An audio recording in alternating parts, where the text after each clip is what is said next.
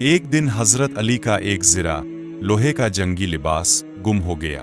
کچھ دن بعد انہوں نے وہ زرہ ایک یہودی کے پاس دیکھی۔ حضرت علی نے کہا، یہ زرہ میری ہے، مگر یہودی نے انکار کر دیا اور کہا، یہ میری ہے، میرے پاس ہے تو میری ہوئی۔ حضرت علی خلام چھوٹیے وقت ہونے کے باوجود سیدھے قاضی کے پاس گئے اور مقدمہ دائر کر دیا۔ قاضی نے دونوں کو بلایا اور حضرت علی سے کہا، آپ کے پاس کوئی گواہ ہے کہ یہ زرہ واقعی آپ کی ہے؟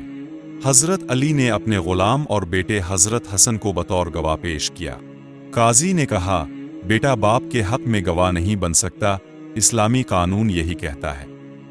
چونکہ حضرت علی کے پاس دوسرا گواہ نہیں تھا، قاضی نے فیصلہ یہودی کے حق میں کر دیا۔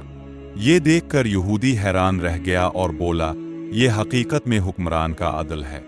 علی خلیفہ ہوتے ہوئے بھی قاضی کے فیصلے کو تسلیم کر رہے ہیں۔